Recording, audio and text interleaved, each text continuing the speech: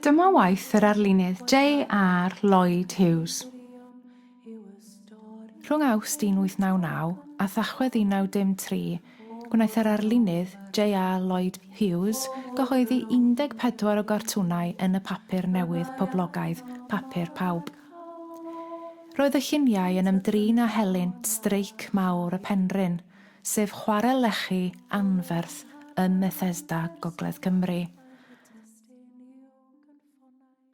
Ar y pryd, roedd y chwarel LleCHI yma yn cyflogi 3,000 o weithwyr ac yn cael ei redeg gan arglwydd Penrhyn a'i asiant Mr Emilius Young. Mae'r cartwnau yn gofnod gwych o'r cyfnod, sy'n cofnodi llais y werin bobol, y caledi, y cwrela, a'r anhegwch a ddigwyddodd yn ystod 2 mlynedd y Streic Fawr. Digwyddodd y Streic Fawr rhwng 1910 a 1913 pan wnaeth yr holl chwarelwyr gerdded allan o'i gwaith yn Chwarel y Penrhyn, Bethesda. Dyma hanes y cyfnod a rhesymau dros yr helynt. O gwmpas y flwyddyn 1770, gwnaeth dyn o'r enw Richard Pennant neu Lord Penrhyn etifeddu Stad Mawr y Penrhyn, darn anferth o'r dir yng Ngogledd Cymru. Yn ei hanterth, roedd y Stad y Penrhyn yn ymestyn dros tua 70,000 o erwau.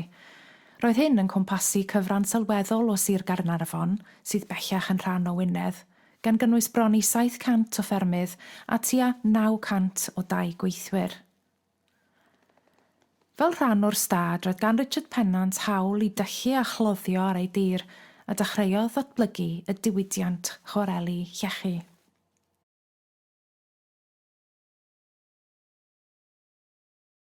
Ond roedd y gweithwyr yn anhapus hefo amodau a telerau'r gwaith. Roedd yn le peryg i weithio, telerau gwaith o ran tâl yn isel, a roedd yno damweiniau a chlefyd yr ysgyfaint ar y chwarelwyr.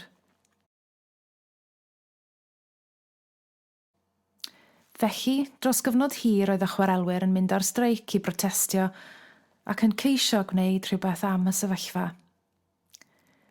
Yn 1874, ffurfiwyd undeb chwarelwyr Gogledd Cymru, ble ddoedd chwarelwyr ynghyd i frwydro dros eu hawliau.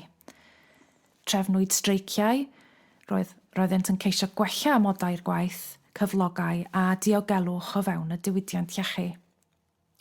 Ond roedd yna wrthwynebiad o arglwydd Penrhyn i'r undebaeth. Felly roedd yna densiwn a drwg deimlad rhwng y chwarelwyr a perchnogion y chwarel. Yn 1910, gwnaeth arglwydd Penrhyn gyhuddo 26 o chwarelwyr am ymosodiad, a gorfododd iddynt ddiswyddo a gadael ei gwaith yn y chwarel. Pan ddaeth y mater i'r llys, cerddodd miloedd o chwarelwyr y Penrhyn i Fangor i ddangos eu cefnogaeth i'r rhai a gyhuddwyd. Oherwydd hyn, gwnaeth Lord Penrhyn orfodi'r holl chwarelwyr aros adref o'i gwaith am 2 wythnos. Yn y gwrandawiad yn y llys, dim ond 6 o'r 26 a gyhuddwyd a gafwyd yn euog o'r gyhoeddiadau. Roedd y werin bobol yn teimlo yn flin ac yn gweld nad oedd tegwch yn yr hyn oedd yn digwydd o gwbl. Roedd yna densiwn pellach gan fod y prif gwnstabl yr heddlu y sir wedi gofyn i'r fyddin i ddod i rheoli'r sefyllfa. Ar yr ail ar 20 o Dachwedd, cyrhaeddodd 2,000 o chwarelwyr i'r chwarel fel arfer, ond roeddent yn gwrthod gweithio hyd nes i'r 800 arall gael bargen.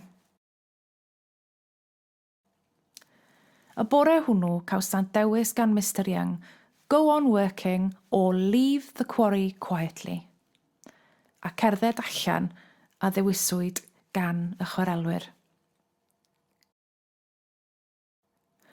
Ar yr 20fed o Fai, cyhoeddodd Mr Young boster yn deud y byddai chwarel yn ail-agor ar yr 11 o Fehefin i'r holl weithwyr. Roedd angen i'r dynion yma wneud cais yn y swyddfa a chael ei derbyn i weithio. Ar yr 11fed o Fehefin 1911, fel y nodwyd ar y poster, ail-agorwyd y Chwarel y Penrhyn a gwahoddwyd y chwarelwyr a oedd wedi cymeradwyo gan swyddfa'r chwarel i ddychwelyd i'r gwaith. Dychwelodd 400 o ddynion gan dderbyn sofren yr un gan yr arglwydd Penrhyn ac addewid o godiad cyflog o 500. A daeth hyn i gael ei alw yn sarhaus yn Punt y Gynffon.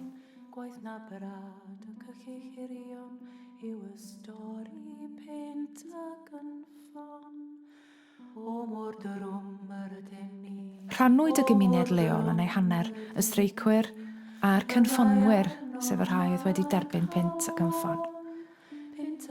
Mewn cyfarfod cythryblus i'r streicwyr yn noson honno, penderfynwyd argraffu poster ar geiriau "Nid oes bradwr yn y tŷ hwn", a'i codi yn ffenest cartref pob un o'r streicwyr.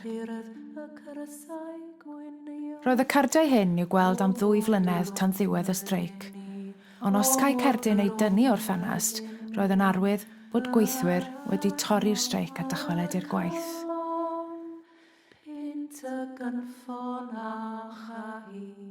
Achosodd hyn densiwn mawr yn yr ardal, a drodd yn drais yn aml, ymosodwyd ar dafarndau lleol ac ar gartrefi dynion oedd wedi dychwelyd i'r gwaith. Erbyn diwedd 1911, roedd Bethesda'n llwm iawn. Roedd teuluoedd cyfan heb waith, arian na bwyd. Bu cynnydd mewn clodi a tharwyd yr ysgolion a'r cymunedau cyfagos gan afiechydon. Erbyn 1912, roedd 700 o ddynion wedi dychwelyd yn gyndyn i'r chwarel a 2,000 arall wedi symud o'r ardal. Aeth y rhan fwyaf i weithio yn meysydd glo'r de. Roedd cymuned Bethesda wedi newid am byth